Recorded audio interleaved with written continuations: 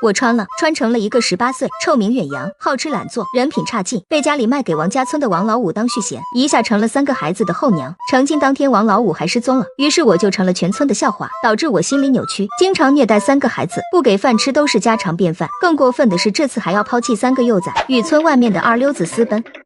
嘿，这僵尸真不要脸，竟然要甩下孩子们与野男人私奔，水性杨花，淹死了活该。好歹几个娃儿还叫他一声娘呢，真不是个人。平时对几个娃儿非打即骂，这样的娘真不如死了的好。恶毒后娘还与二流子私奔，这说的是我吗？江木染心中升起疑惑，就呕了一口浊水吐了出来。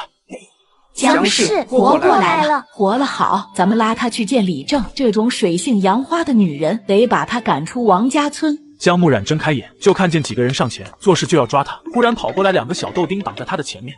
你们别过来，我娘没和人私奔，我娘不会不要我们的，不要抓她。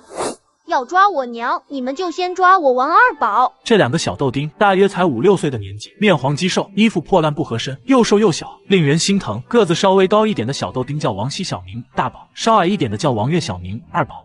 大宝、二宝，僵尸天天打骂你们，把你们都扔山里好几回了，你们还这么维护他？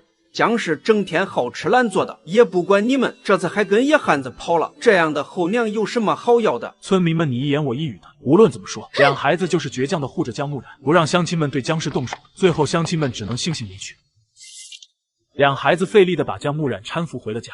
哥，咱们把他扶回来做什么？让他死在外面不更好吗？他都不要咱们了。我们太小了，还需要一个大人充门户，要不然我们都变成了孤儿，一样被外面的人各种欺负。等我们再长2年，他就可以去死了。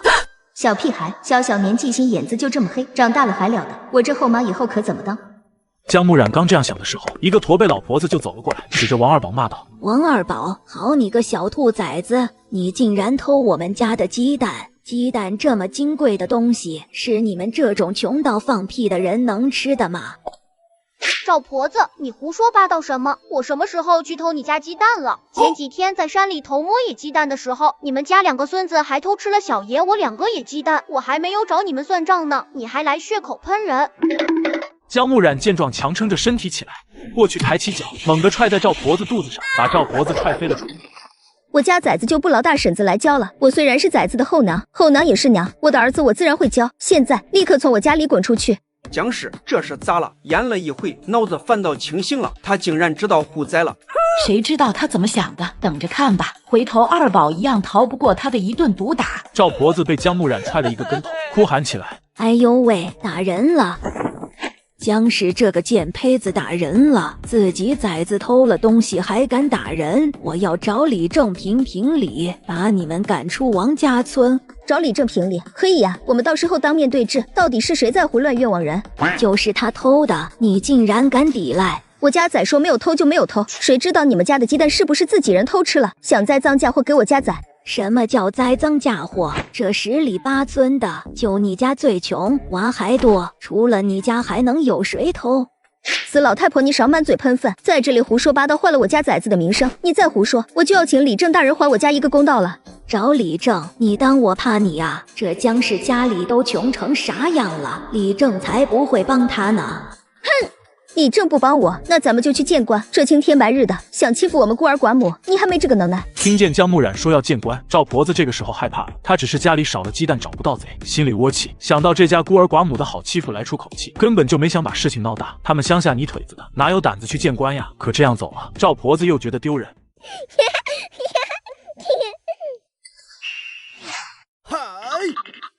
肯定是你们家的小哑巴偷吃的。老钱婆，你少胡说八道，胡乱冤枉人。我冤枉他，你看看他的嘴里吃的鼓鼓囊囊的，不是我家的鸡蛋是什么？僵尸，现在证据确凿，你还有什么话好说？赔钱！我无痛当妈了，而且有儿有女，他们善良可爱，乖巧懂事，却被人冤枉成了小偷。接上回，赵婆子冤枉二宝不成，又反过来冤枉起了三宝。可怜三宝还是个3岁的小奶包，连话还都不会说。江木然跑过去把三宝抢了下来，护在了身后，怒火中烧，啪的一巴掌打在了赵婆子的脸上。我打死你这个为老不尊的东西！一个3岁大的奶娃娃也忍心冤枉，我看你真是个黑心肠的混账玩意儿！姜氏，你个小贱人，竟然敢打老娘！老娘和你拼了！赵婆子做事就朝着姜木染扑了过来，姜木染抬脚就朝他踹去，再次将其踹出了3米开外。老钱婆，我给你脸了是吧？你真当我们老王家没人还是咋的？这姜氏莫不是掉河以后脑子坏掉了吧？从她嫁到王家村开始，就一直不承认自己是老王家的人呐。嗨，姜氏，你怎么又踢我的胸口啊？你就不能换个地方踢，疼死老娘了！我踢你怎么了？你这样是非不分的人，踢死你活该！今天你最好给我家仔道歉，否则休想离开这里。赵婆子是真的怕了姜木染，捂着胸口说道：“我道歉，是我冤枉他们了。我家的鸡蛋不是他们偷吃的，放开我，手要残了！”哼！赵婆子竟然在姜氏这里服软了。要知道，赵婆子可是咱们这18乡中最为难缠的老太婆了。她什么时候吃过亏？没想到姜氏就这么几下就把她给治得服服帖帖的。看来以后不能得罪姜氏了。赵婆子丢脸丢大了，找准机会灰溜溜的逃走了。乡亲们没有热闹看，也都各自散去。院子里只剩下姜木染和他的3个幼崽。赵二宝小心翼翼地看着姜木染，要打就打我，不要打大哥和囡囡，我受得住。姜木染伸手要摸二宝的脑，二宝突然一惊，下意识地往后躲。我打你们做什么？又不是你们的错，以后谁要是再欺负你们，不要怕，有娘在，知道了吗？囡囡，你怎么啦？三宝不会说话，只能呜呜的，嘴里不停地呕吐出秽物来。妹妹，你怎么了？妹妹，她应该是吃了有毒的野果子，得赶紧送去医馆找大夫。没银子，送去医馆他们也不会给囡囡看病的。我去山里采点草药回来给她解毒。你们那是什么眼神？瞧着像个小傻子似的。哼，你才是小傻子，你全家都是小傻子。二宝，他的全家中也有你我和妹妹啊。姜木染低笑一下，转身就要朝外面走。怎么了？你是不是又想跟别人私奔？不要我们了。放心吧，我不会拿人命开玩笑的。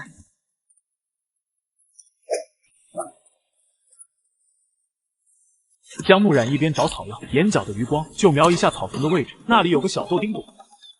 真是个腹黑又老成的小崽子，居然悄悄跟着我过来了，怕是害怕我跟着野男人跑了才来的吧？姜木染这样想着，脸上的神情忽然凝重起来。大宝别动，千万别动！这女人又搞什么鬼？总感觉今天的她奇奇怪怪的样子。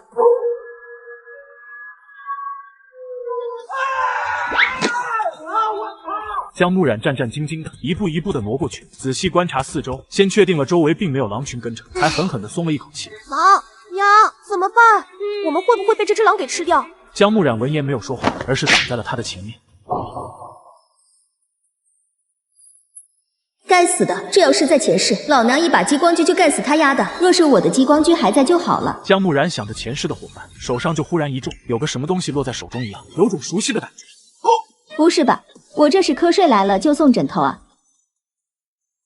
我穿越了，随着我传过来的，还有我的那战无不胜、攻无不克的好伙伴儿。接上回，赵婆子来我家找茬，冤枉我的几个便宜崽崽偷他家的鸡蛋，被我军训做人以后，发现我家三宝食物中毒了，于是我来山上给他找解毒的草药，竟然遇上了野狼。就在我惊慌失措的时候，脑中想到了前世的小伙伴儿I2激光狙，没想到他真的就出现了。I2刚落到姜木染手里，就看见野狼朝着自己扑来，他没有丝毫迟疑，手比大脑快，咻的一声，野狼应声倒地。娘，刚才什么声音？姜木染听见大宝的询问，瞬间犯了难。I2要是叫大宝见到了怎么解释？要是能收回去就好了。他刚这样想着，I2突然间又消失了。姜木染惊悚了，不可置信的看着眼前的一切。这是什么情况？我是又穿回来了，还是这些东西跟我一起穿越过去了？娘，狼伤到你没？大宝的声音在不远处响起，姜木染朝他走去。好家伙，小屁孩被吓得趴在地上，正瑟瑟发抖呢。小屁孩，看你平时装深沉，没想到还能看见你的这一面。大宝别怕，他没扑到娘，突然间就倒下去了，也不知道这狼是怎么了。有狙击这种事情，还是别说出去了，吓坏小孩子就不好了。大宝闻言，一咕噜翻身起来，屁颠屁颠的跑去看野狼的尸体。这不像是人力所为啊，像是什么武器的伤口。姜木染惊悚了，这小屁孩也太逆天了，竟然被他说了个8、9不离10。我们把他拖回去吧，把他的皮剥了拿去卖，狼肉也可以适当的卖掉一些。姜木染看大宝的眼神都有些不对了。这特么的，咱们两个到底谁才是大人，谁才是那个穿越者？你为什么用那样的眼神看我呀？难道我有什么不对吗？还是你想把这狼拿去贴补？你在外面的野男人，哎呦我去！大宝的思维又给了江木染一个一点的暴击伤害，他抽了抽嘴角，上前拍了一下他的小肩膀。你说的都对，就按你说的办。两母子带着草药，拖着狼的尸体回到了家。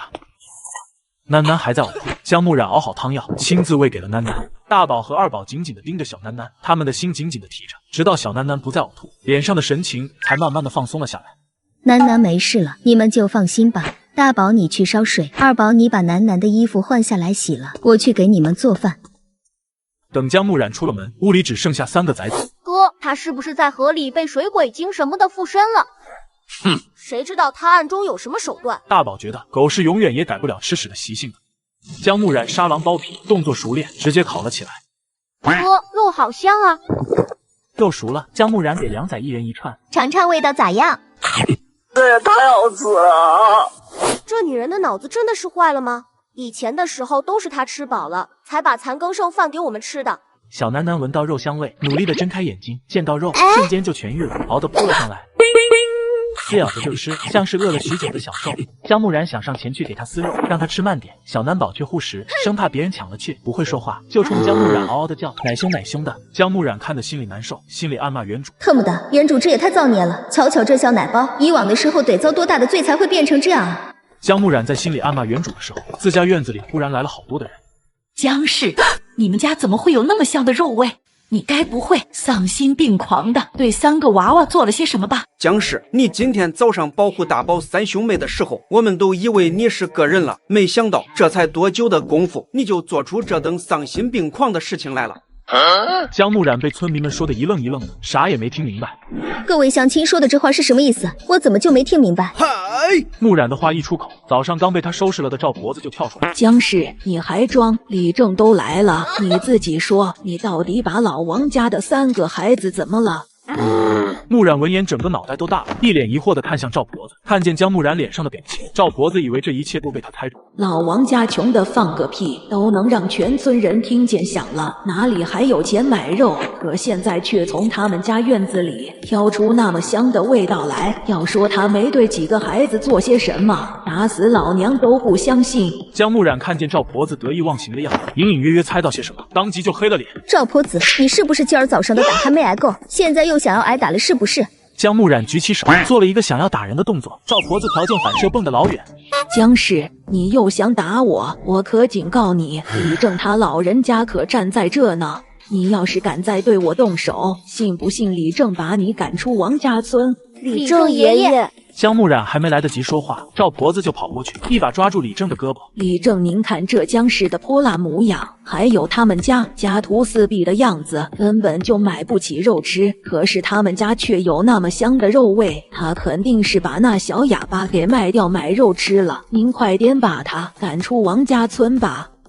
从未见过有如此厚颜无耻之人！赵婆子又来我家嚼舌根，结果我3言2语就让赵大爷休了他。可是现在的我又遇上了一个新的麻烦，带原主私奔的二溜子竟然觊觎我的财产和800平的大房子。朋友们，我该怎么办？在线等挺急的。狼皮卖出了好价钱，娘几个十分的开心。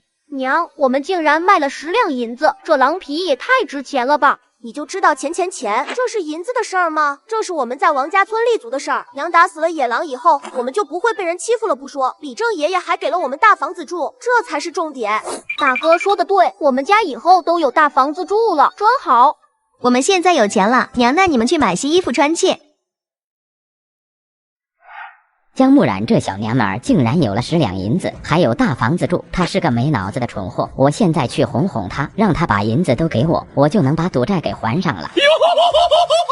还有那大房子，只要我能和她好上，那大房子也是我的了。木染小娘子，等一下。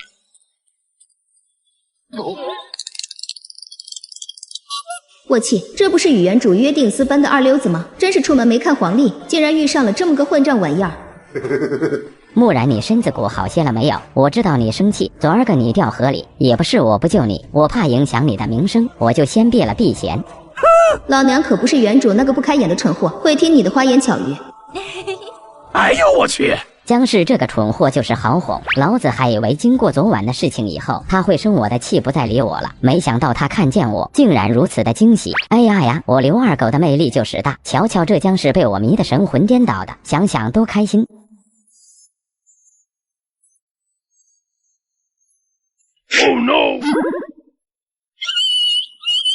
江木然，你竟然敢打我！我打你怎么了？你难道不该打吗？他这话莫不是在生气我昨晚把他丢下，独自跑掉的事情吧？罢了，为了住上大房子和他手里的10两银子，老子忍了。小娘子别生气，你且听我解释。你是个寡妇，要是被人抓住和男人私奔，那是要沉堂子的。我也是为你着想，你看在我是为了你好的份上，原谅我这一回好不好？江木然，你个小娘皮，竟然又打我！我打你怎么？大街上调戏良家妇女，我不光要打你，还要把你拉去见官。你若是识相就给我滚，若是不识相，那就别怪我不客气了。好好好，你别生气，你说什么都是对的。木然，我有点事儿和你说。哼，你的事儿与我何干？你快滚，我不想听你说。哎呀，木然，你先别恼，先听我说完。我带你去个好地方怎么样？县城你想不想去？县城？你要去县城？对。我带你去县城，你只要拿2两银子当路费，我带你去县城过城里人的生活去，保证你吃香的喝辣的。刘二狗，以前的江木然死了，以后离姑奶奶远点，之前的事情可以既往不咎。若是你冥顽不明，那就别怪我不客气了。江木然莫非被河里的水鬼什么的附身了，还是手里有了银子，看不上我二狗子了？江木然，你到底是什么意思？昨天还和爷私奔，今天就翻脸了。你一个寡妇有我要你就不错了，愿意带你走，离开王家村，离开3个吸血的小崽子，你还想甩开爷，不给爷一个说法，爷今天就把咱们俩的事情闹得人尽皆知去。我看你个小贱人，怎么面对别人的指指点点？原主的记忆，他与灵二狗并没有做什么苟且之事，只是被灵二狗描述的吃香的喝辣的生活冲晕了头脑，才答应私奔的。你确定？你想干嘛？你别过来啊，不然我就还手了。该死的僵尸竟然敢打我，老子还真是小看他了。早知道现在这么被动，当初我就应该对他下手，而不是想着他还是个黄花大闺女，留着以后说不定更值钱。没想到他落了回水，人忽然就变得泼辣了起来。有本事你倒是还手啊！我看你像个太监一样，别说还手了，恐怕就是你那手都抬不起来了吧？你个泼妇，你要是还敢打我，我就大声喊了，说你是个小寡妇，你不要脸要和我私奔，小贱人竟敢忤逆我，看我不坏了你的名声！这时3只小崽崽冲到江木然的面前，将他护在了身后。你这个大坏蛋，竟然敢对我娘图谋不轨，还想抢我娘卖狼皮的银子！你最好是赶紧给我走，不然我打死你！哟呵，你这个小崽子也敢欺负我，看小爷我今天怎么收拾你！3个小娃娃胆子真不小，看我怎么收拾你们！骂我儿子找死！我的老天爷，江木然你怎么又打人？我今天都被你打了几回了。嘿嘿，一天被打好几回的可不止你一个。二狗子，你要是识相就赶紧走，不然我娘能打得你满地找牙。就是你个，若是还想要你的小命的话，就赶紧滚，不然我敢保证你的小命不保。姑奶奶，我错了，姑奶奶，是我刘二狗有眼不识泰山，你们别打了。你以前为什么勾搭我？有什么不可告人的秘密？这让我怎么说？说了出来还不让他给嘎了？你到底是说还是不说？姑奶奶，小的错了，小的被猪油蒙了心，才会对姑奶奶起了不好的心思。小的。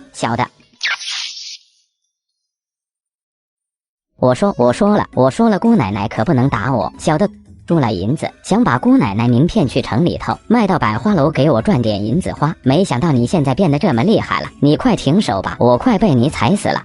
我就说嘛，这二流子哄着原主私奔，却又没有碰他，这不符合原理。原来这小子打着这样的坏心肠，原主竟然还相信，真要带他出去吃香的喝辣的，这智商被驴给踢了吧？我错了，姑奶奶，千错万错都是我的错，放我走，我再也不敢了。江木然丝毫没有要松脚的意思。娘，您可是一脚踢死大野狼的人，您注意点，别一脚把他给踢死了，到时候关老爷要打你板子的。我操！一脚踢死了大野狼，这么个娇娇柔柔的小娘子，会有那么大的力气吗？小年纪就这么腹黑，大宝这么一说，老娘这暴力女的标签怕是从此就给贴上了。娘，您放了他吧，这人虽然已经坏透了，但是万一你真的不小心把他给踩死了，被关老爷给抓起来了，大宝和弟弟妹妹就没有娘了。大宝说话越来越好听了，我心里真是越来越舒坦。大宝说的没错，干了你，赔了老娘自己的命不划算，你赶紧滚吧，从此以后别出现在老娘的面前，不然老娘见你一次打你一次。好，我滚，我马上滚。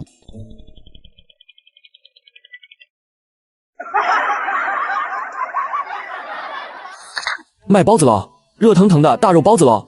老板，来10个大肉包子。好嘞，10个大肉包子30元。娘，给弟弟妹妹买就行了，我不饿。娘，我也不饿，给囡囡买就行了。都有，管够。今天庆祝乔迁之喜，大家一起吃个饱。哼，你是不是以为10两银子就是很多钱了，所以花钱才大手大脚的？我勒个去！我原本以为这小屁孩只是深沉腹黑，没想到还会过日子。就买这一次，后面我就再也不买了，好不好？你说话要算数。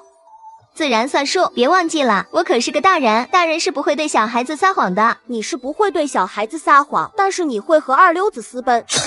扎心了，老铁。娘几个采购完毕，回到800平的大房子，换上了新衣服，把家里收拾了一番。晚上，姜木染拿出了大包子，又做了几个小菜。娘，你打扮之后真好看。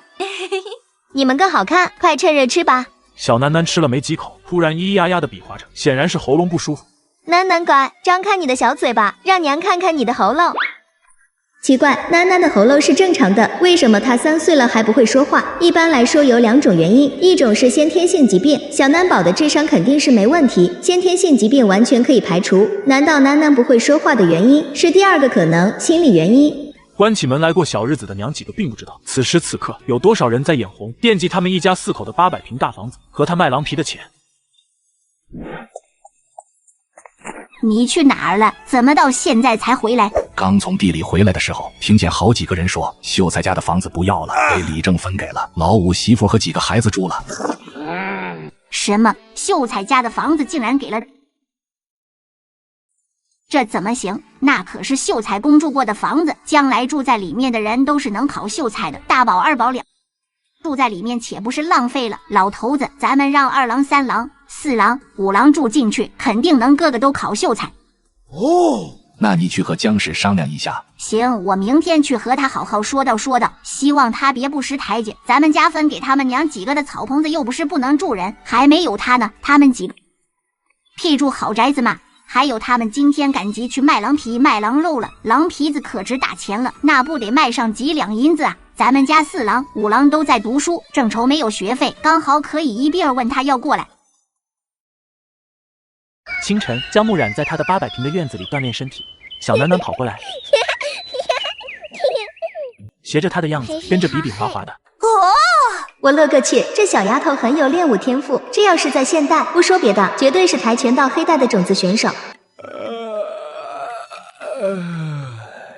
呀，您今天起得好早啊！早睡早起身体好。大宝、二宝快去洗漱一下，我们吃早饭。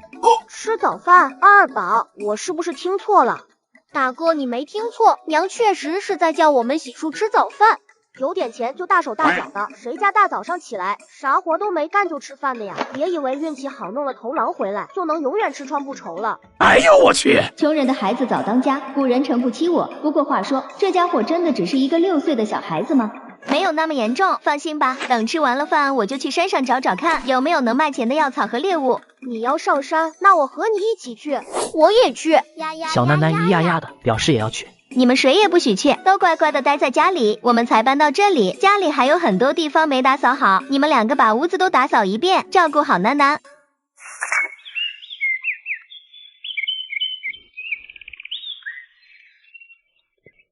这山太深了，没有路，深一脚浅一脚的，太费体力了。要是有架无人机就好了。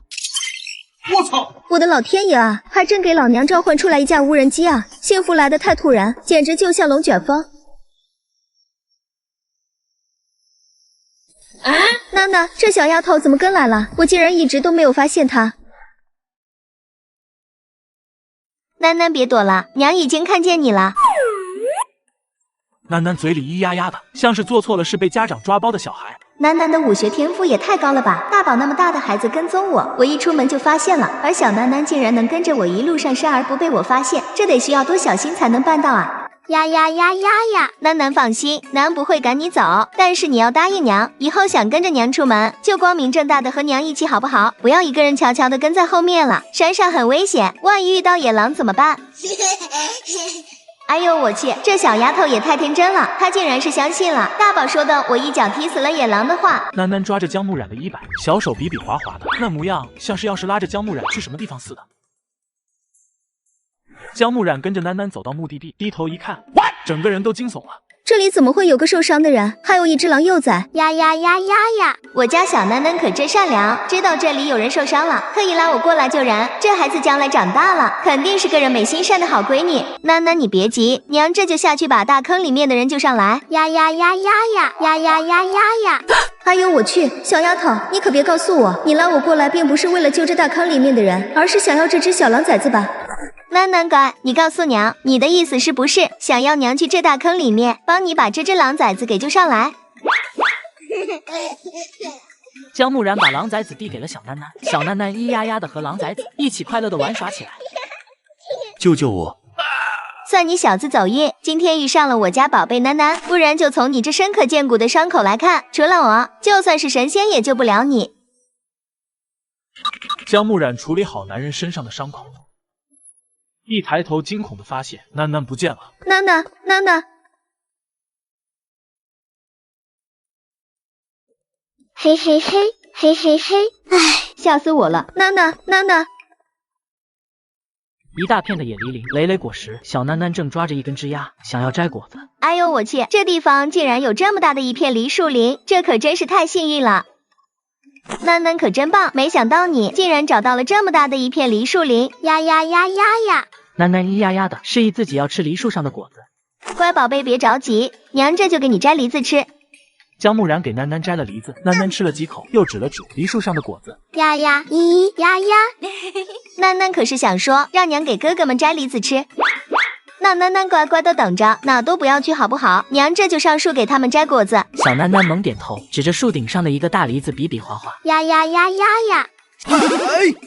哈哈哈，娘的小囡囡果然是哥哥们的好妹妹，给哥哥们摘果子都要树顶上最大的。嗨，囡囡，你在哪儿？你怎么又不见了？你去了，好好和他说，我们毕竟是分了家的。分家了又咋地？分家了，她也是我们老王家的媳妇，她手里有银子，孝顺爹娘，为爹娘分忧，有何不可的？你敢相信，眼前这名男子走路绊了一跤，一睁眼竟然穿越到一只刚断奶的小狼崽身上。老天，我这是造的什么孽？好端端的，怎么就变成狼崽子了？还要被人类诱宰完，宝宝不想活了。江木染慌了，山里到处都是危险，生怕囡囡出了意外，再次召唤出无人机，四处查找。嘿嘿哈嘿！我的妈呀！我没看错吧？小狼拔的是人参。哎呀，我家囡囡是妥妥的福星无疑了。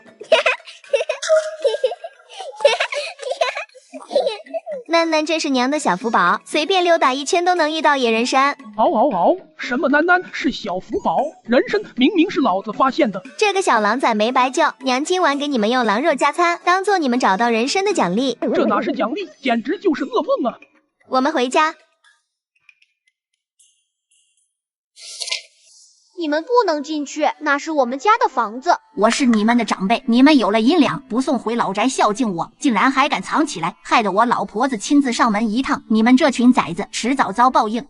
奶奶，不是我们不愿孝敬您，但你们在我和二宝囡囡娘亲没吃穿的时候，咋还把我们赶了出来？现在看我们日子过好了，就来打秋风，门都没有。你个小崽子，反了天了，还敢跟我犟嘴，看我不打死你！王婆子抬手打向王大宝，王二宝见状，慌忙抱住王婆子的大腿。奶奶，不要打哥哥。那我就先揍你！住手！我看谁敢对我儿子动手。说时迟，那时快，江木染不愧是全能女特工，对付一个老妇人还不是手到擒来。敢欺负我们孤儿寡母，门儿都没有！原来是你个不要脸的贱蹄子！江木然，你睁大眼睛看看，我可是你婆婆，你敢打我？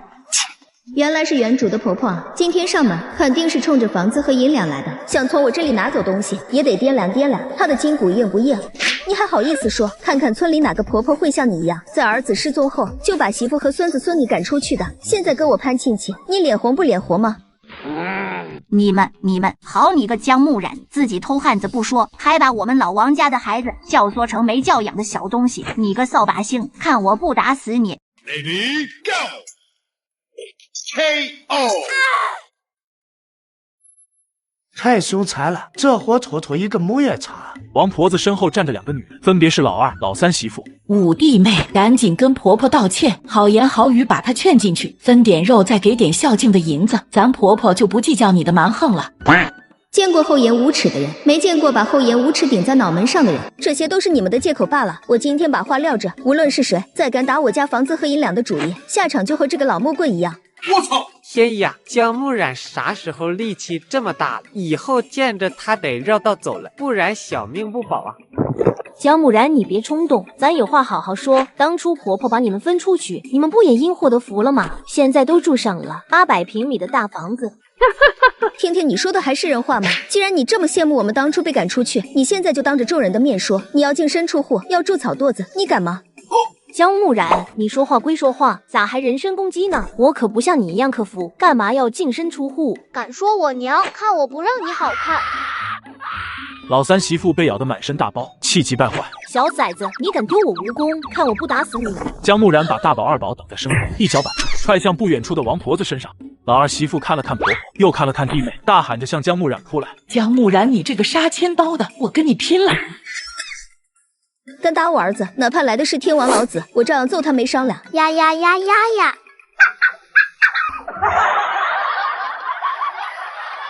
连狗崽子都看不下去了。看着挺凶的，但我想笑咋办？哈哈哈！这王家老婆子真是作恶多端，连狗都看不下去了。嗷嗷嗷！你才是狗，老子是狼好吗？不对劲啊，我骨子里可不是狼！嗷嗷嗷！宝宝心里苦啊！狼被3人组被揍了一顿，反倒清醒。嗨！老王婆子眼珠子一转，有了新的主意，硬的不行来软了，开始打感情牌。江木染，你这样做对得起死去的老五吗？哎呦我去！我怎么对不起老五了？你把我和孩子赶出门的时候，想起过王老五吗？我10月怀胎生下了他，又含辛茹苦把他养大，给他娶妻生子。如今我老婆子岁数大了，你就不管了，你的良心不会痛吗？良心？你们家有一半是王老五置办的，结果王老五一失踪，你就把我们娘3赶了出来。天下哪有你这样狠心的娘？姜氏说的有道理，汪老婆子眼皮子真浅。现在姜氏生活好了，知道巴结了。王老婆子缺德缺大了，真丧良心！你们赶紧离开我家，再不走，我把蜈蚣全都到你们头上！婆媳3人气得脑瓜子都疼，觉得今天真是邪了门。姜氏就像完全变了一个人，口齿伶俐，下手也狠，就连那几个小崽子也跟着嚣张起来了，害得他偷鸡不成蚀把米，彻底颜面扫地。想到这老婆子急火攻心，吐出一口老血，眼睛一闭，晕了过去。娘，你怎么了？娘，你怎么了？上回说到，王老婆子趁我不在家，上门来要房子和银两，幸亏我及时赶回，扭转了局面。王老婆子3人偷鸡不成蚀把米。娘，您怎么了？娘被气晕了，快把娘扶回家。江木染，你把娘都气晕了，要是知好歹，赶紧送10斤狼肉到老宅赔罪，给娘补，要不然有你好看。赔你个大头鬼，赔你们几条大蜈蚣，你们要不要？王婆子身体平衡，突然大头朝下栽了下去，这一摔直接掉了2颗大门牙，吃痛的她装晕再也装不下去了，只好灰溜溜的爬起来。杀千刀的小贱人，你给我等着！娘，等我们！大宝、二宝，你们没受伤吧？我没事，他们没欺负到我，就是2宝差点被打了。娘，幸亏你回来的及时。我不怕他们，他们敢打我，我就丢蜈蚣吓死他们。你们都是勇敢的孩子，娘很欣慰。但你们还小，以后再遇到这种事情，先要保护好自己，然后找娘，娘帮你们收拾他们。娘，记下了。呀呀呀呀呀！楠楠，这是你从哪捡来的小狗，真可爱。二弟，你看错了，它不是狗，是狼。狼。2宝抱起小狼，从头到脚一顿看，也没看出哪里像狼了。大哥，你别把我当傻子，这明明是狗，它要真的是狼，我就给它换个狗头。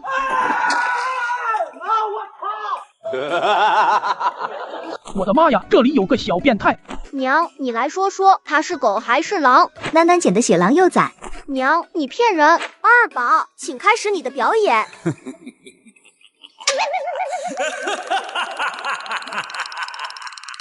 特么的，老娘怎么感觉这小狼崽子的眼神有些熟悉？呀呀，咦呀呀！二宝别闹了，楠楠说不许你动他的好宠物。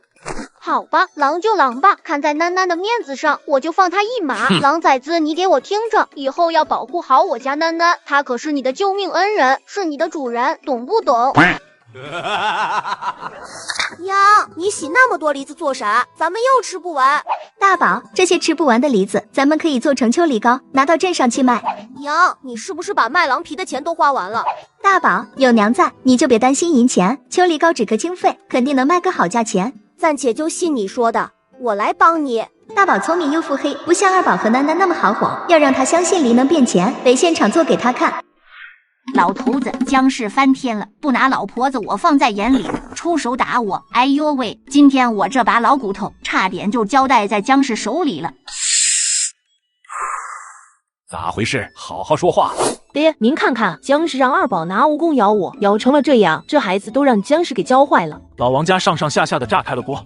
爹，这僵尸也太不像话了，有这样做儿媳妇的吗？娘，你身体没事吧？要是有什么事，儿子现在就跟他好好说道。僵尸，我又不是打第一天认识，三棍子打不出个屁来，怎么会有这样的本事？老二媳妇，你说说，真是这样吗？爹，是真的，我亲眼看到的。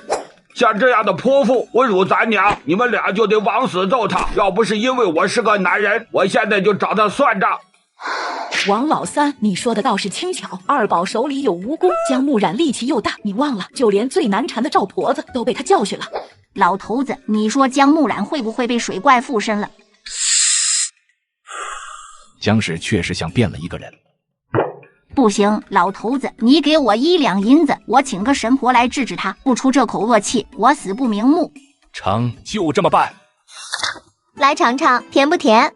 香又甜，入喉丝丝滑滑，感觉身体都舒服了很多。娘，你真厉害！呀呀咦呀呀，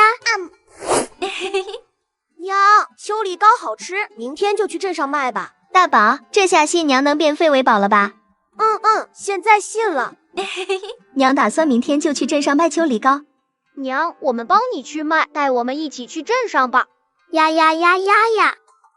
好，都去，咱们娘几个坐牛车去。次日，娘几个早早来到村口，准备好去赶集。江木染这么早去镇上，是要带孩子去集市换钱吗？闭嘴，再嚼舌根，信不信我抽你？我娘才不会卖我们，她是带我们去买大肉包吃。二宝，你娘上次过激你失败了，这次肯定是想了新的花招处理你们兄妹3个。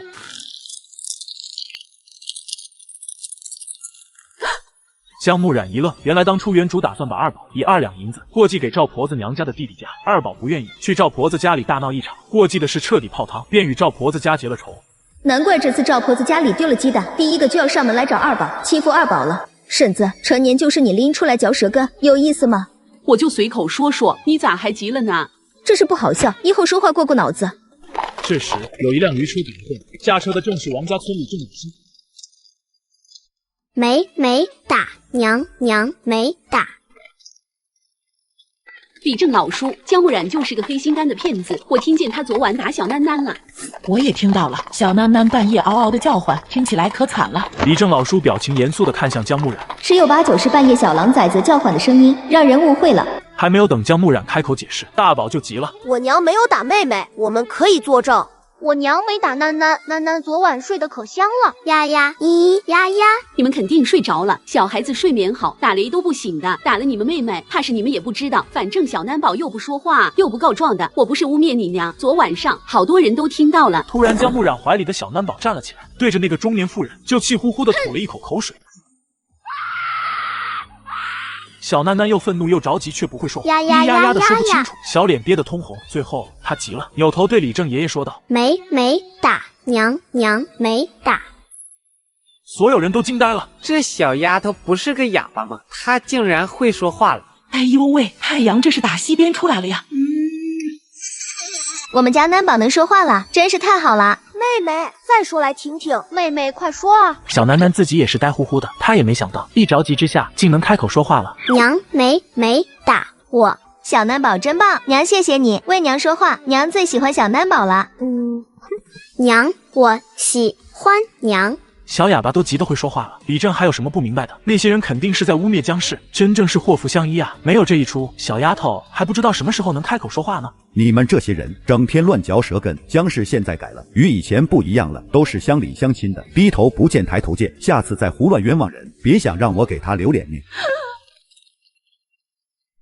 主子，您怎么样？我没事。主子，您的伤口是谁包扎的？手法粗糙，但很快止住了血，十有八九是山里的猎户。主子吉人自有天相，得老天庇佑，让您在这样的深山老林遇到了贵人。刺客抓到了吗？回禀主子，刺客是名死士，属下抓住的时候还没来得及问话，他就自尽了，暂时没查出是什么人派来的，请主子责罚。回去再说。卖包子了，热腾腾的大肉包子了。各位乡亲，各位客官们，走过路过不要错过，秋梨糕免费品尝啦！秋梨糕免费品尝啦！好不容易熬制了那么久，那么好吃的秋梨糕，又千里迢迢的背过来，免费？娘，免费吗？没事，看娘的。小娘子，秋梨糕是什么东西啊？真的免费品尝吗？秋梨膏是一种药膳，也可以当生津止咳的灵嘴喝，对于肺热引起的燥咳、胸闷、咳痰具有比较好的疗效，男女老少都能吃。今天我是第一次在集上卖秋梨膏，熬的不多，数量有限，给大家免费品尝，1人1小勺子，只限前20人。大家尝尝我的秋梨膏到底适不适合口味，对不对症？反正我家3个仔仔都说好吃。这小娘子说的一套套的，感觉有点东西。最近几天刚好嗓子不太舒服，给我尝一勺。姜氏，我是王家村的，咱俩是一个村的。你卖的啥糕，给我也尝尝呗。我也来尝点，我是第一个到的，反正是免费的。行，请大家排队，不要挤，20分。在场的各位，第一时间来的都有的。好甜，好香，口感好，顺滑，好喝，真好喝。真不错，一入喉咙就感觉到舒适。我多年老咽干了，嗓子一向不太好，吃了这个，感觉嗓子一阵轻松舒缓。娘子，这能给病人吃吗？我家主子受伤了，天天咳嗽。当然能了，秋梨膏本来就是属于药膳，有病治病，无病预防，生津止咳。小娘子，给我来5两银子的。这位爷，今天开张半价优惠，平时价格400文1斤，今天只需要200文，并且我总共只有4斤了。为了让大家都能买到，我决定只按两卖，20文1两。1两怎么够吃？小娘子，你给通融下，我家有病人天天咳嗽，病情很厉害，求求你了，救救急。娘，您就答应他吧，特殊情况特殊对待，你可以先匀他1斤，剩余的卖给其他人。好吧，只能给你匀1斤哦。谢谢小娘子。没多久，剩下的秋梨膏就被一抢而尽，娘几个赚得盆满钵满。秋梨膏竟然能卖这么多钱，早知道昨晚上我们就少吃点，就能卖更多的钱了。想吃就吃，咱们回去摘梨子继续做就是了。娘，回家摘梨子，卖钱给娘买金镯子。谢谢，囡囡真是娘的小棉袄。村里头的富户有田产的人家，一年到头种田地，卖粮食都卖不了多少银子，我们这么一会儿就赚了2两银子。娘，我们赶紧回家吧，刚才有好几个咱们同村的人，没多久就会都知道了。娘的秋梨膏是用梨子做的，回去晚了，怕是梨子都被他们摘光了。大宝不急，娘挖的药材还没卖掉，家里还需要增添一些东西。再说了，他们摘了梨子也不会做秋梨膏啊。几个小家伙总算是松了一口气。你们这说百年老参不？百年老参。你们这说百年老参不？百年老参。小娘子，你怎么在这？想干，还真是好巧呢。向公子和小娘子认识，向右便将早上发生的一切告诉了掌柜。小娘子，这人参你哪挖的？具体哪挖的不能告诉你，就说能卖多少银两吧。这小子倒是个机灵鬼，向公子，这种百年的全须全尾的人参可遇不可求，你家主子真是好福气，这山参刚好可以治他的病。小娘子，咱们也算是相识了，这人参可否60两卖给我？今日这人参能被小哥遇上，也是缘分，我就把这人参卖给你吧。真是太好了，小娘子，这是70两，多余的再订一坛秋梨膏。卖完秋梨膏和人参，娘几个又采购了一些生活用品，兴高采烈地坐上了回家的马车。娘真厉害！娘，我们是不是发了？娘，回家后我们就去后山摘梨子吧。都听你们的。姜木染坐着大马车回来的，真赚了。肯定是了，请马车可不便宜的，至少要上100文的。市集上，姜木染卖秋梨膏赚了足2两银子呢。开门，姜氏，开门！我知道你们回来了。门外突然响起二伯娘的声音，3个崽子脸色大变。怎么又是这个坏女人？楠楠不怕，有娘在，还让不让人歇着了？吵什么吵？姜木染，快开门！昨天把咱娘给气晕了，到今天也没个表态，我们是来要个说法的。你们来我家闹事，还向我要说法，劝你们赶紧走，不要自讨没趣。哼，谷大师，这就是老五媳妇，您快帮忙赶走她身上的邪气。我娘没有病，再不走，我去找李正爷爷了。我家不欢迎你们，谁想对付我娘，先问问我。坏蛋！谷大师，您快看看，3个孩子都被他教坏了。母后，妖孽还不速速束手就擒，离开僵尸的身体。姜木染身手敏捷，谷大师还没来得及反应，姜木染反手就是一个我看你才是妖孽。来人，快来人，帮忙制住这个妖孽，先捆起来再说。话毕，王老2、王老3拿着绳子向着姜木染冲来。娘，快跑，别被抓住了！别怕，就凭他们也想抓住我，做梦！姜木染不愧是特种兵出身，即使2个壮年的男人，在他的面前也是不够看的。以前怎么没发现？姜氏真是太厉害了。姜氏威武，你就是我的偶像。王婆子见大势已去，再也硬气不起来了。姜木染，你别乱来！王婆子被吓得连连后退，绊到石头直接摔倒，真是要多狼狈就有多狼狈，惹得众人哈哈大笑。大宝趁着众人不注意，找来了李正老叔。你又在胡闹什么？李正老哥，你来的正好，姜木染就是个妖怪，打伤了我们这么多人，赶紧把他赶出王家村。胡闹！我看你们是吃饱了撑的，人家好端端，你们天天上门找什么茬？丢人现眼！老王家的，赶紧把你们娘扶回去。李正老哥，姜木染大逆不道，你怎么还帮他说话？你还怀疑我办事不公？我身为王家村的李正多年，谁说过我的不是？你王婆子好得很，行，你要不服我管教，就给我滚出王家村！欺软怕硬，王婆子吓得赶紧闭上了嘴。现场安静的落针可闻。李正老叔还是头一回在大庭广众之下发火，看来是真的气狠啊。李正老哥，是我猪油蒙了心，说错了话，您大人不计小人过，不与我这妇道人家计较。李正瞪了王婆一眼，没接话，直接转身走了。王婆子再次偷鸡不成蚀把米，来的时候有多嚣张，回去的时候就有多卑微。早知道这小娘子这么能打，我就不该接了这活，亏了银子不说，还损了名声。王婆子居然敢坑我，等我找到机会，定要让她好看。木染，王婆子坏得很，肯定不会消停，你得注意点。卢婆婆，我不怕王家人，他们想挨揍就尽管来。娘，我是不是不应该请李正爷爷？大宝，你做得很好，娘为你骄傲。他们再敢来，揍得他们满地找牙。娘最厉害了。你是很厉害，但带着3个孩子很容易吃亏，防备点总没错。多谢婶子提醒，我不怕，你们怕吗？不怕。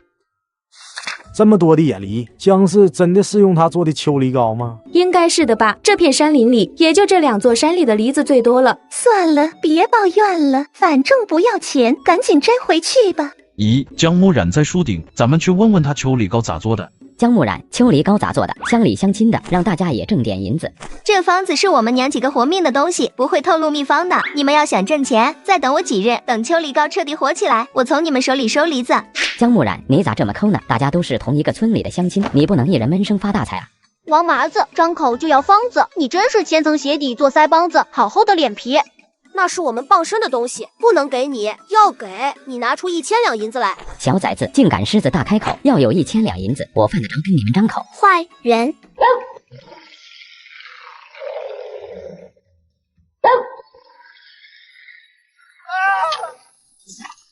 姜木染，你这个，我不就替乡亲们要个方子，你竟然放狗咬我！你那是替乡亲们要的吗？分明是打着为乡亲们好的旗号，给自己谋福利。再说，那是我的方子，你凭什么道德绑架我？娘，不给。王麻子，你再敢要方子，先问问我手里的蜈蚣。王麻子，你口口声声为了乡亲们，为啥不拿出点银子分给乡亲们？哎呦我去！强词夺理，老子和你们能一样吗？王麻子，不要以为我们孤儿寡母好欺负，如果再敢打坏主意，我让你后悔出生。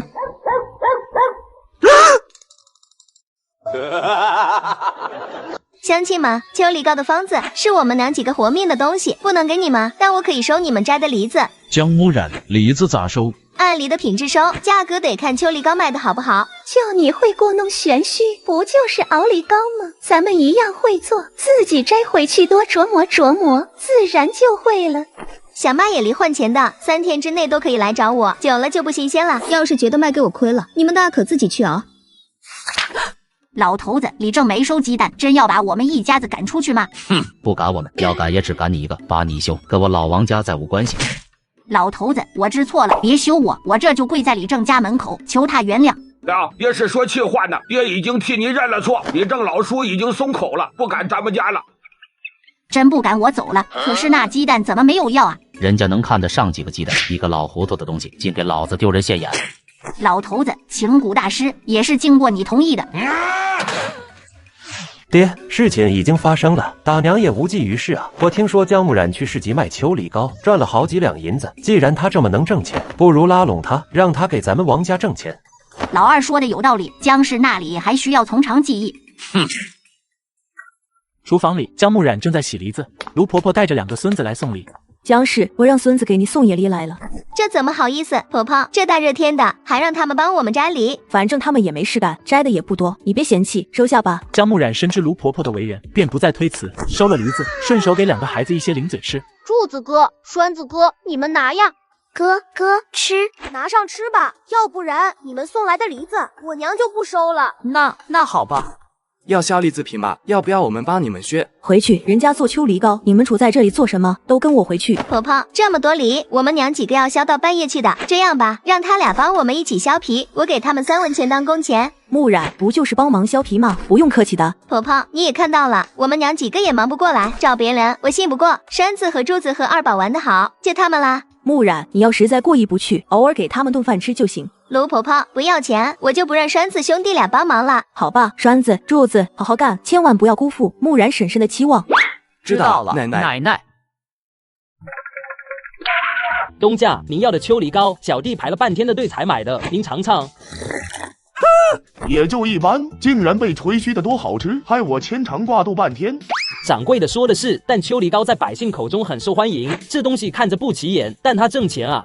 老刘，你尝尝，要是能做出来，我就奖赏你5两银子奖励。东家，秋梨膏的味道是一般，但它里面配了药材，我只是个做饭的厨子，舌头再厉害也尝不出里面的材料，怕是让您失望了。你祖上可是御厨，靠好舌头走南闯北，竟然连秋梨膏的配方都尝不出来，实在是惭愧。秋梨膏中放了草药，剂量掌握不好，做出的秋梨膏怕就是毒物。掌柜的，刘厨子都这样说了，可见秋梨膏是个宝贝，不如让小的去跟小娘子聊聊。行，你去找他，问他方子多少银子卖，顶多给他10两。掌柜的，您放心，要是他不卖，小的定给他点颜色看看。我开酒楼几10年，还没有得不到的秘方，我就不信了。一个小村妇还能上天了？卖秋梨膏了，正宗的姜氏秋梨膏了。今天老规矩，20份免费品尝的机会，走过路过不要错过了。哎，就是他们，一个小娘子带3个崽的，他们才是昨天卖秋梨膏的人。对，不知道今天分量多不多。昨天说分量不多，一人只能买1两的，我今天可要多买点。过去先尝尝，免费尝的。姜木染的秋梨膏买回去的都说好，一传10，10传100，娘几个刚到镇上就被一抢而空。秋梨膏卖完了，咱们收拾回家吧。娘真是太棒了。娘，昨天那位公子怎么还没到啊？娘，你累吗？我给你捶背。娘不累，不等了，我们走吧。娘子，实在抱歉，有事耽搁来晚了。昨天订的秋梨膏可带了？带了，而且我又单独加了一些滋补的药材。真是太感谢你了，主子吃过秋梨膏，咳嗽大大的减缓了。小娘子，最近路上不太平，有不少盗匪，你和孩子尽量早点回去。多谢公子提醒。上集说到，我们娘几个用野梨子熬的秋梨膏，在镇上十分受百姓的欢迎，也因此遭到迎客酒楼掌柜钱四海的妒忌。在回家的路上，安排酒楼伙计拦住了我们的马车。小娘子，等等再走。几位大哥，可有什么事情？娘，他们要是恶人，就把银子给他们，保命要紧。娘，大哥说的对。娘，别怕，我会保护娘。小娘子，我们兄弟不是坏人，是来谈合作的。谈合作？就你们3瓜俩枣的，就差把坏字写脑门上了。小娘子，我们是迎客酒楼的，掌柜尝到秋梨膏的味道，觉得特别不错，想着能不能把你的方子买下来。大马路上谈生意，这就是你们的诚意？你们打算出多少银两？我们不会让小娘子吃亏的，5两银子咋样？娘，不能卖给他们。不卖。5两。是看我带着3个娃好欺负吗？小娘子，你要不满意这个价，咱们可以慢慢谈嘛。房子我们不卖。你真不卖？跟他废什么话？不给就给他点颜色看看。软的不行，来硬的吗？打我方子主意，我还能忍。如果威胁我们娘几个，对不起，就别怪我不客气了。小呆嘛，我们冲过去。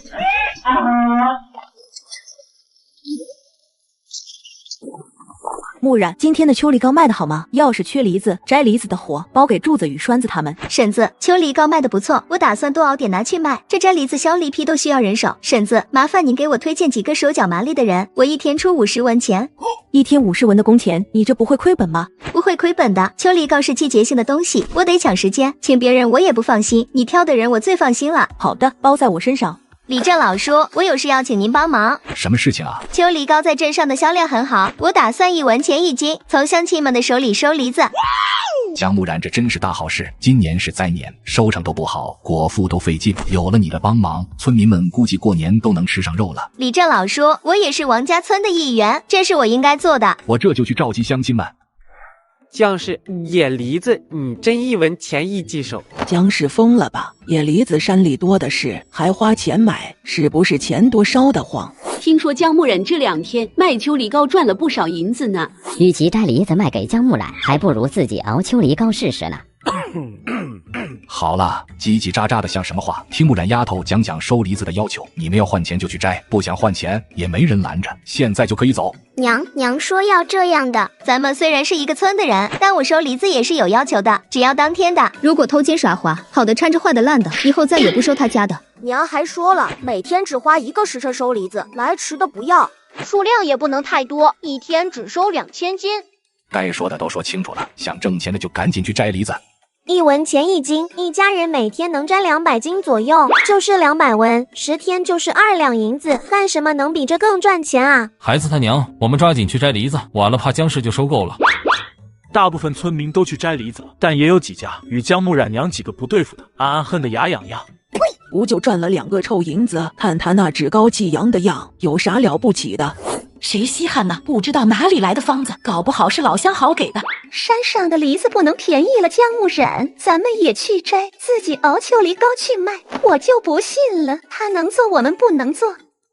李正叔，我还要跟你商量一下租借马车的事，我1天给你5文钱，咋样？都是乡里乡亲的，要用就直接拿去用，给啥钱？李正爷爷，娘说不能占便宜。李正爷爷，囡囡说的对，不能白使唤你家的马车。李正爷爷，我会帮您喂马的。行，都听你们的。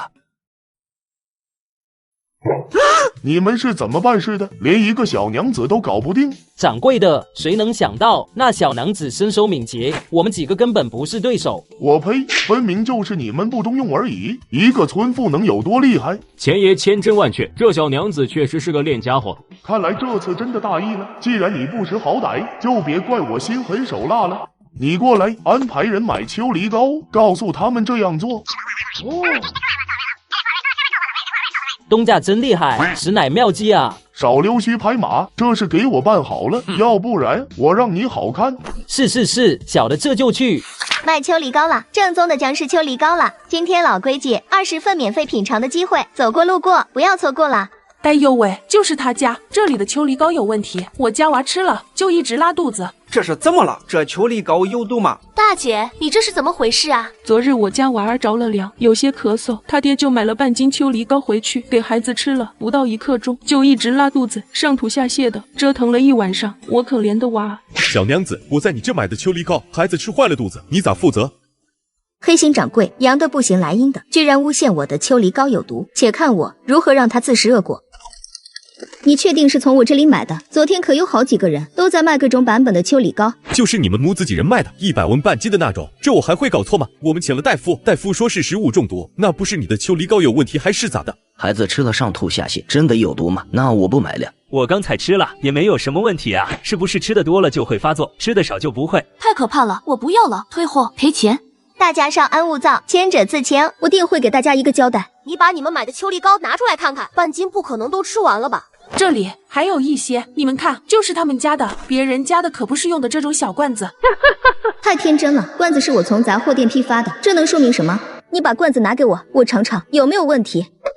把罐子给他吧，就是你这秋梨膏的问题，你尝也没有用。不信你让你儿子吃一口，看是不是一样会拉肚子。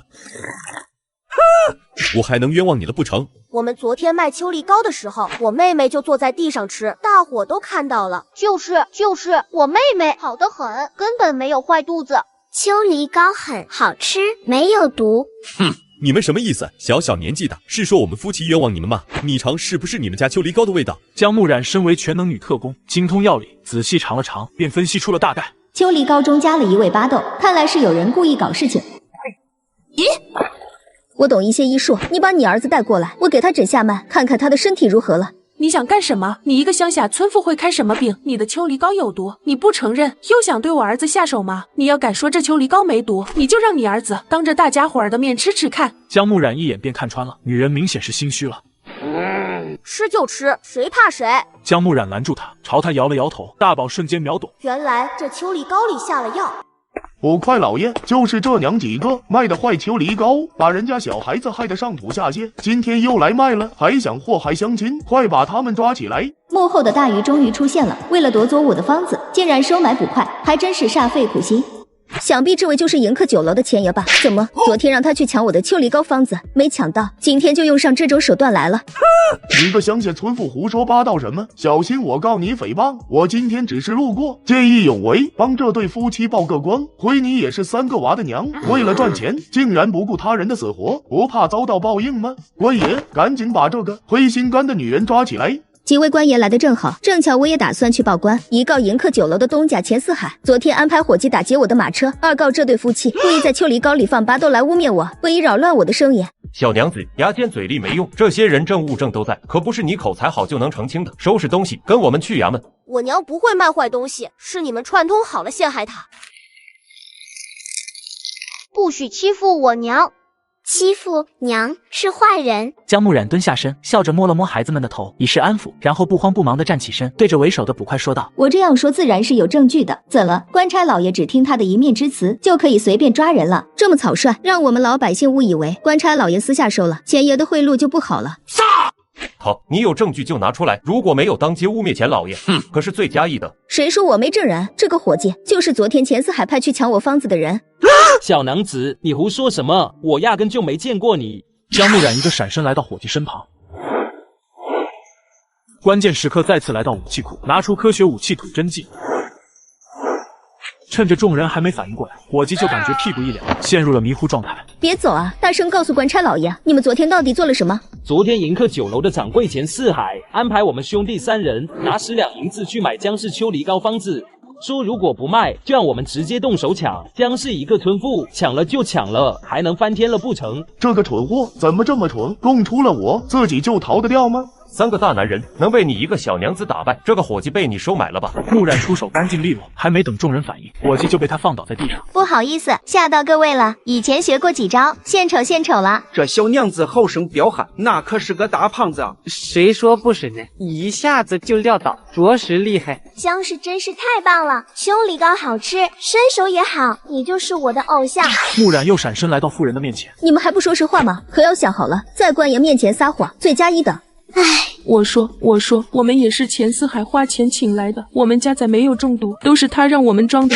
他给了我们半罐秋梨膏，说里面下了巴豆粉，到时候有大夫来检查也不怕，还说让江氏的仔吃，吃了肯定就要拉肚子。大家就信了，就会把江氏抓去坐大牢，让江氏自己把秋梨膏的方子拿出来让他活命，不拿出来就让他死在牢里头。完了，全完了！你个婆娘，咋还把真话说出来了呢？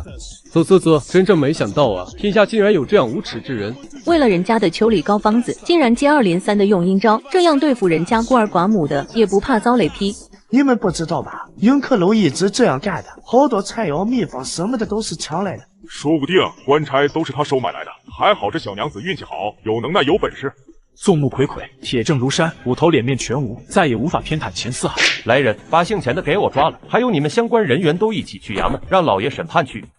判官老爷从头审到尾，把事情弄了一个真相大白。在一众苦主的共同努力下，新案加上旧案，钱四海一行人直接下了大牢。那诬陷人的两夫妻也被重罚了。最后，江木然索性在衙门报备了他的姜氏秋梨膏的品牌。这下谁再冒充他的姜氏秋梨膏，就可以直接告别人伪造。这么一折腾，娘几个因祸得福，姜氏秋梨膏彻底打开了市场。刚出衙门就被张记点心铺子的老板请到了店里。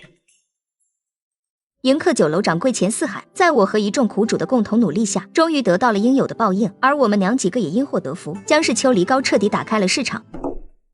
小娘子，我是林记点心铺的掌柜，想跟你聊聊秋梨膏合作的事情。原来是林掌柜，秋梨膏平常售价是1斤500文，你这是点心铺子，想必省城也有分店，在县城内我随便卖，但出了县城外，售卖全都在林掌柜手中，如何？小娘子大气，只是这价格。采购1000斤以上，浓郁型的秋梨膏按250文1斤，常规型的秋梨膏按100文1斤。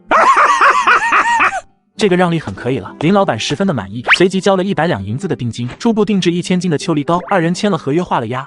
娘，今天大丰收啊，秋梨膏全部卖光了，又找到了长期合作的对象。最解气的是打败了钱四海那个坏家伙，还有1000斤的订单，100两银子的定金。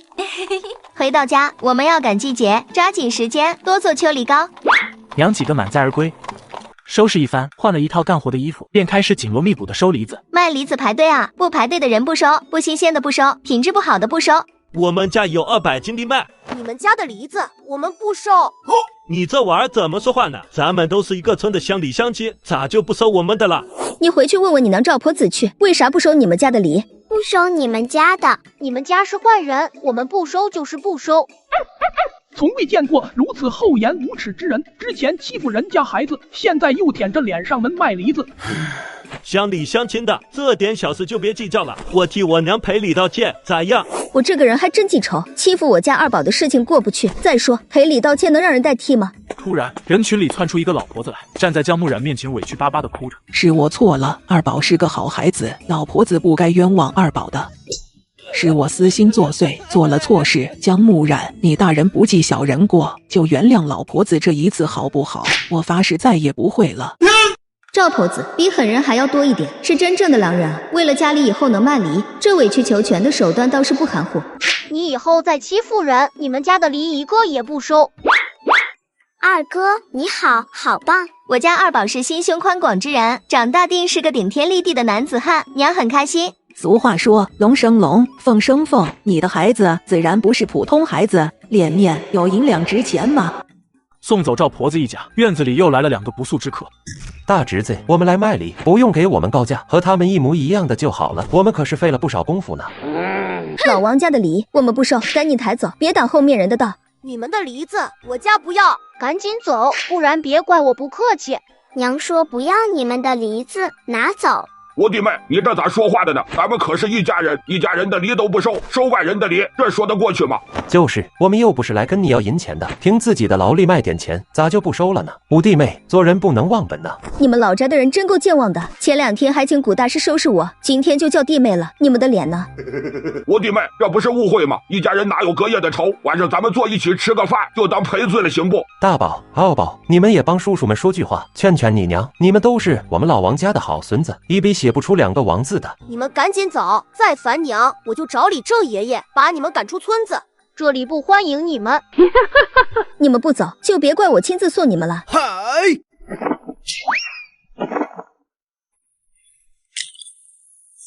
王婆子没脸去江家卖梨，就在自家门口观望。没等到2个儿子，却碰见了前来算账的古大师。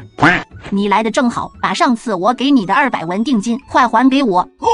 我是来拿剩下的银子，不用太多，给2两银子就行。找我要2两银子，哪来的脸？当初信誓旦旦保证能帮我收服江木染，可结果呢，害得我差点被我家老头子休了。你不拿5两银子出来，这事儿就没完。大家伙快看看，这个王婆子她可不是好人呐！前几天上门找我说他家媳妇有问题，让我帮他绑了姜氏，搜出他身上的银钱之后再放了他。明明都是你的主意，我跟你拼了！我的天，心真黑啊！老王家人为了几两银子，还真敢干。啧，难怪李正老叔要赶他们出村，太阴险了。你们傻站着干啥？不知道上来帮个忙。